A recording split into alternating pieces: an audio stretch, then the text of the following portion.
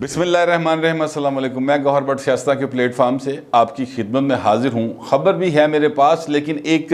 पहले उससे मैं आपको बताना चाहता हूँ कि ये हुकूमत आई थी कि स्कैंडल्स नहीं आएंगे और कोई करप्शन नहीं होगी। ये सबसे बड़ा नारा था इस हुकूमत का, और इमरान खान आज भी इस नारे को बहुत ज़्यादा इसका प्रचार करते हैं और वो कहते हैं, थकते नहीं हैं कि जनाब अगर कानून के नीचे सब नहीं होंगे और कानून सबके लिए एक जैसा नहीं होगा तब तक जो है माशरा आगे नहीं जा सकता, मुल्क तरक्की नहीं कर सकते, गुर्बत ख़त्म नहीं हो सकती और दुनिया में पाकिस्तान अपना मुकाम हासिल नहीं कर सकता। लेकिन हालात ये हैं कि जब से ये हुकूमत आई है स्कैंडल्स हैं कि थमने का नाम ही नहीं ले रहे। अद्वियात स्कैंडल, चीनी स्कैंडल, आटा स्कैंडल, पेट्रोलियम स्कैंडल, यानी आप स्कैंडल हुई पई ये हुकूमत। अब एक नया स्कैंडल आ गया और वो नया स्कैंडल ये आ गया है कि जनाब ये जो वज़ीर आला पंजाब हैं उस्मान बुज़दार साहब, उनका एक जहाज़ है और ज़ाहिर है उस्मान बुज़दार साहब का ज़ाती नहीं है, वो तो इतने गरीब आदमी, उनके घर में लाइट भी नहीं है। आपको याद है ना, उनके वज़ीर आज़म ने कहा था कि मैंने वो शख्स चुना है जिसके घर में लाइट भी नहीं है, वापडा क्या तारी वहाँ नहीं पहुँची भी अब तक, तो वो उनका अपना नहीं है। वो वज़ीर आला पंजाब का जो है ना वो एक हेलीकॉप्टर होता है, बल्कि दो शायद होते हैं, एक जहाज़ भी होता है और गवर्नर के पास भी होता है एक हेलीकॉप्टर कम अज़ कम। तो ये यानी उनका एक उनके ओहदे की वजह से उनके पास ये होता है। अब ये खबर आई है कि जनाब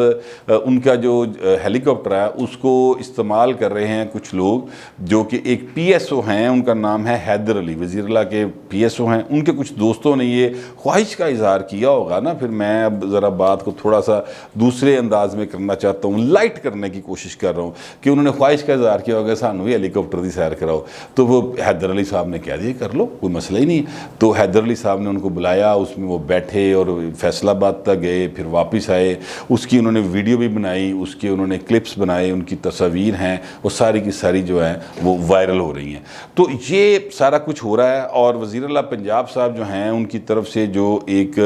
प्रेस रिलीज़ या उनकी तरफ से जो एक बयान जारी हुआ है इस ज़मन में, उन्होंने ये कहा है कि जनाब ऐसा कोई वाक़या ही नहीं है, सिरे से ये झूठ खबर है, बिल्कुल फजूल बात है और किसी ने इसको इस्तेमाल नहीं किया। वज़ीर आला की मर्ज़ी के बगैर कोई हेलीकॉप्टर के नेड़े फड़क नहीं सकता और ये सारी की सारी कार्रवाई जो है ये बिल्कुल ख़बरें जो चल रही है मन घड़त हैं। लेकिन साथ ही उसी प्रेस रिलीज़ में उन्होंने ये कहा है कि जनाब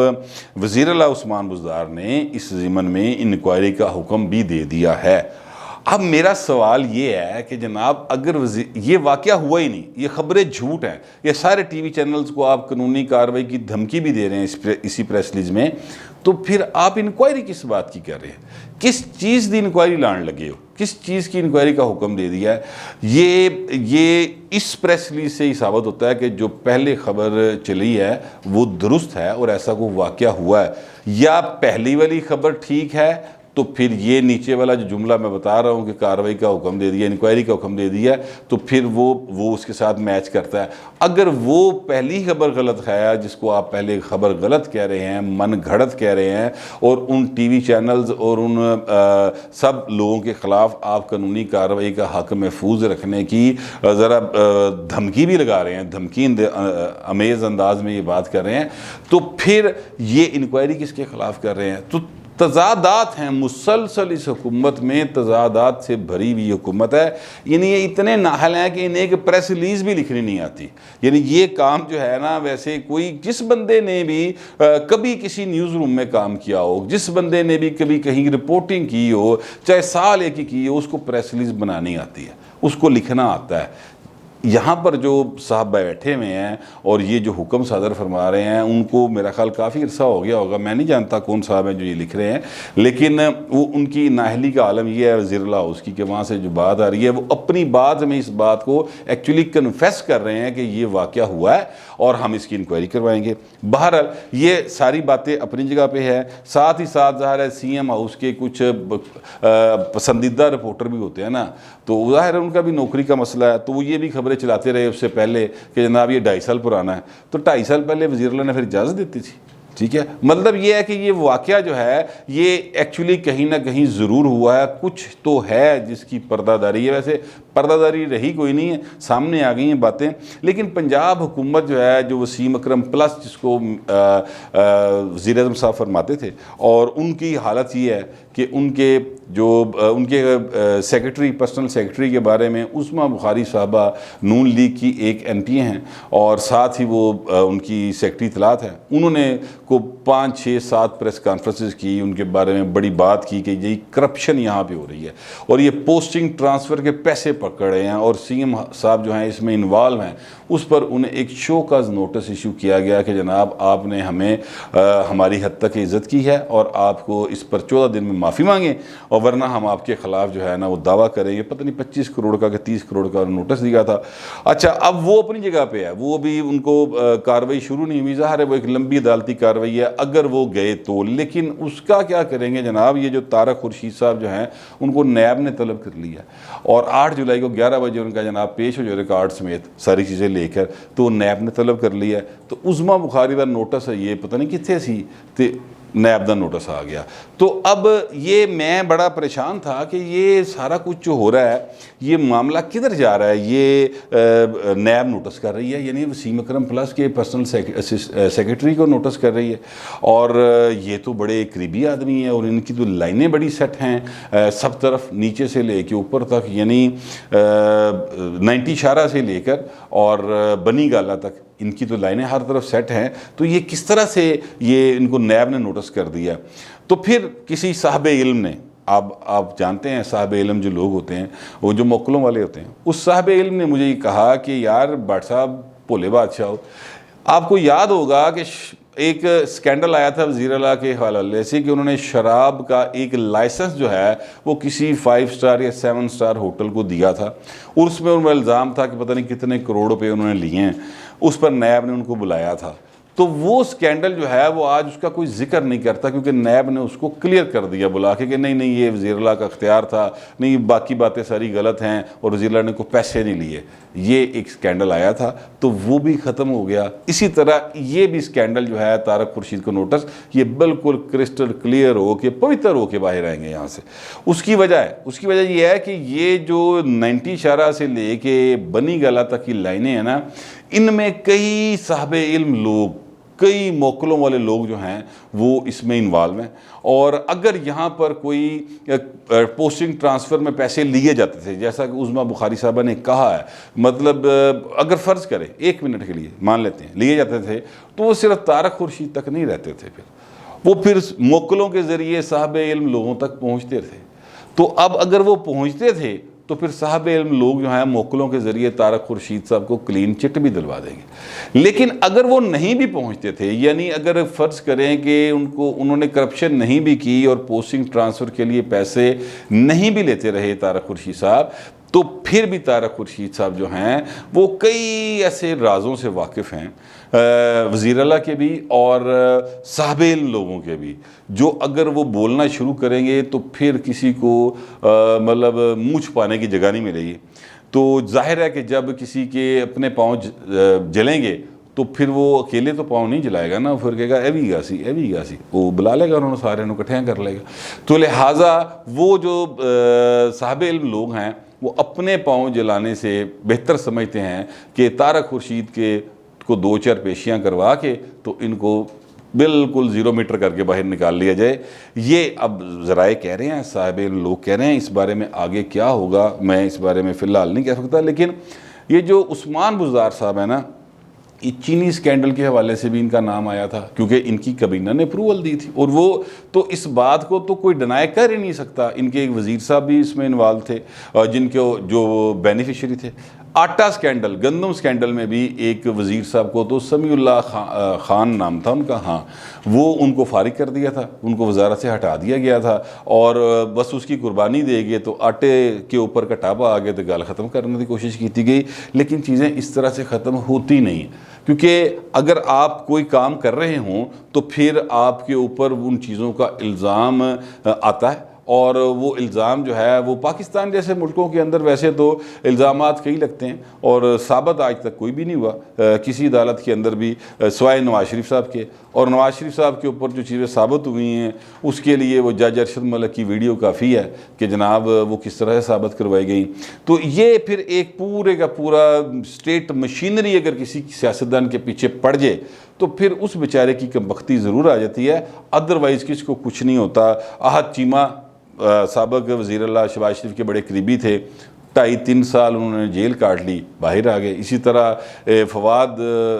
صاحب تھے ایک، وہ بھی نواز شریف کے بڑے قریب تھے، ان کو بھی 2.5-3 سال جیل میں گزر گئے، پھر وہ بھی باہر آ گئے۔ تو ثابت ابھی تک فی الحال کسی کے اوپر ایسا کوئی چیز نہیں ہوئی، اور جب تک کوئی چیز عدالت میں ثابت نہ ہو جائے اور فری اینڈ فیئر ٹرائل کے ذریعے ثابت نہ ہو جائے تب تک بنتا نہیں ہے اصولی طور پہ کسی کو کرپٹ کہنا۔ اسی لیے میں کہہ رہا ہوں سب کچھ کہ یہ فلاں کا الزام ہے، فلاں کا الزام ہے۔ میرے ذاتی نالج میں ظاہر ہے کوئی ایسی بات اگر ہو بھی تو میں نہیں کسی پہ براہ راست الزام لگا سکتا جب تک کہ میرے پاس کوئی ایویڈنس سرکمسٹینشل نہیں، ڈاکومنٹری ایویڈنس موجود نہ ہو۔ تو لہٰذا ڈاکومنٹری ایویڈنس جو ہے نا وہ ان پوسٹنگ ٹرانسفرز کی اور یہ جو کرپشن کے معاملات ہوتے ہیں ان کی ہوتی نہیں ہے ایز سچ۔ آپ دیکھیں مثال کے طور پہ اگر کسی نے فرض کرے کہ اریگیشن میں لگنا ہے، سیکٹری لگنا ہے یا کوئی چیف انجینئر ٹائپ کچھ لگنا ہے، تو وہ جا کے کہتا ہے کہ جناب مسٹر اے کو یا بی کو کہ جناب آپ مجھ سے 5 کروڑ روپے لیں مجھے لگا دیں، تو بیگ دیا اور 5 دن بعد اس کی ٹرانسفر ہو گئی، وہاں پر پوسٹنگ ہو گئی، تو اب بیگ کی تو کوئی ظاہر ڈاکومنٹری ایویڈنس نہیں ہو سکتی نا۔ تو اس طرح کے معاملات جو ہیں وہ اپنی جگہ پر موجود ہوتے ہیں اور یہ ہر حکومت میں ہوتے ہیں، لیکن اس حکومت کا مسئلہ یہ ہے کیونکہ یہ نعرہ لگا گئی تھی کرپشن نہیں ہوگی۔ رنگ روڈ کا سکینڈل آیا، آپ خود ذرا ذہن پر زور دے لیں کتنا رولا پیا سی رنگ روڈ دے سکینڈل دا۔ زلفی بخاری صاحب نے کہا جی کہ میں خود ریزائن کر کے وہ جو ان کی اسپیشل اسسٹنٹ کی پوسٹ تھی اس سے ریزائن کر کے سائڈ پہ ہو گئے، جناب انکوائری ہو جائے۔ کبھی کسی نے اس انکوائری کے بارے میں سنا ہے کہ وہ انکوائری کہاں پہنچی ہے؟ کبھی کسی نے غلام سرور خان صاحب کو بلایا ہے کہ جناب ذرا پیش ہوں، آپ نے نووا جو تھی آپ کی کوئی ہاؤسنگ اسکیم اس کو یہ لائسنس دیا گیا اور اس کو اجازت دی گئی، کبھی کسی نے اس بارے میں سنا ہے؟ کچھ نہیں سنا، کیونکہ یہ ساری باتیں جو ہیں یہ تب باہر آتی ہیں اور اس کے وہ اسکینڈل سامنے آنے کی بھی ایک بڑی عجیب و غریب وجوہات ہیں جو بتائی جاتی ہیں کہ جناب یہ اس لیے سامنے آیا تھا کہ کوئی